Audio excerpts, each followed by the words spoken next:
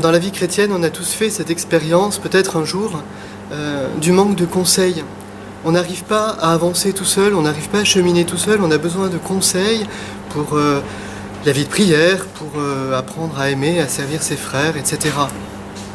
Et certains ont la chance de pouvoir poser toutes leurs questions à un prêtre dans l'accompagnement spirituel, et la plupart des chrétiens n'ont pas cette chance-là.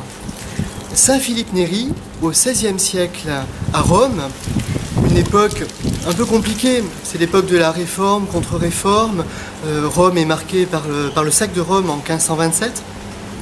Saint Philippe va littéralement réévangéliser la ville de Rome. Comment ? En commençant son ministère de prêtre dans le confessionnal. Dans le confessionnal et dans l'accompagnement spirituel. Et c'est là que tout va se jouer. Et tous les conseils qu'il ne pourra pas donner dans l'accompagnement spirituel, il va les donner en grand groupe dans ce qu'il a appelé l'oratorio, ce que nous appelons ailleurs l'oratoire dominical. Finalement, ce que nous vivons le dimanche après-midi, c'est cela. Ce sont des conseils spirituels pour avancer dans la vie chrétienne. Et ces rencontres du dimanche, elles sont détendues, ce n'est pas un pensum, ce n'est pas un jour de classe supplémentaire, etc. Non, c'est vraiment dans un climat familial, fraternel. C'est la raison pour laquelle on rejoint à l'heure qui nous arrange. On peut commencer par le repas tiré du sac que l'on partage. Et tout au long de l'après-midi, nous avons des temps de formation donnés par les prêtres ou donnés par certains laïcs de la paroisse.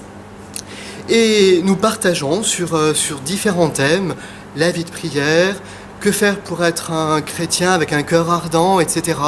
L'histoire de l'Église, l'histoire des conciles, les femmes dans la Bible, etc. Il y a eu différents thèmes. Vous pouvez retrouver tout cela sur le site de l'oratoire.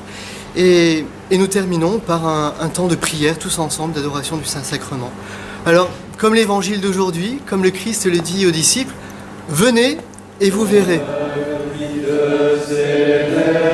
Un peuple de louange, un peuple de frères, il y aura de plus grand amour que de donner sa vie pour ses amis. Dieu, il a mis sa marque sur nous et il nous a fait une première avance sur ses dons, l'Esprit qui habite dans nos cœurs.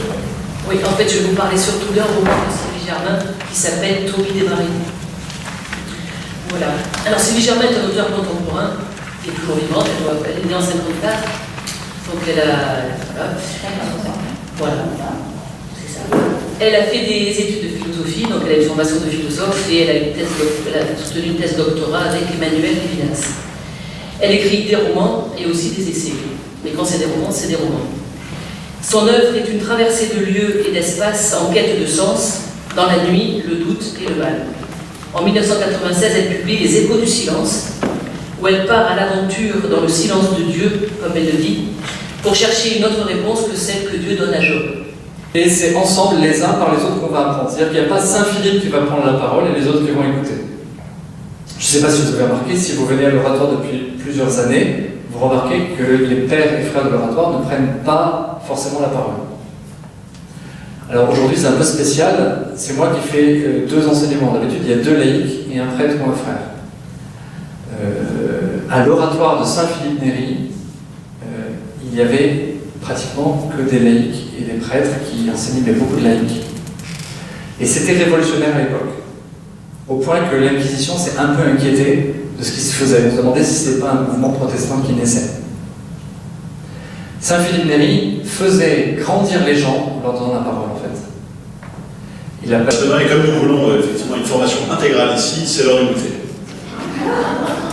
On prend un quart d'heure de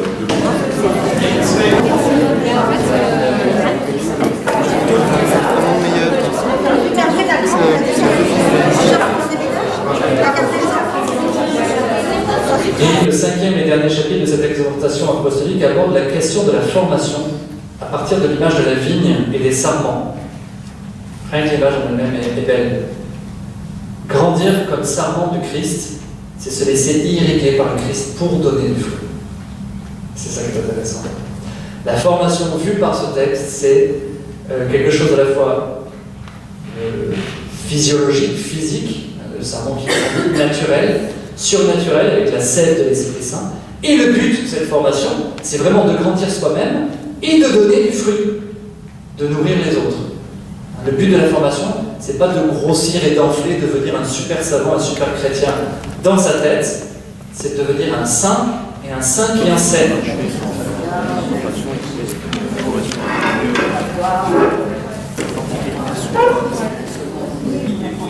En tout cas, moi, me nourrir.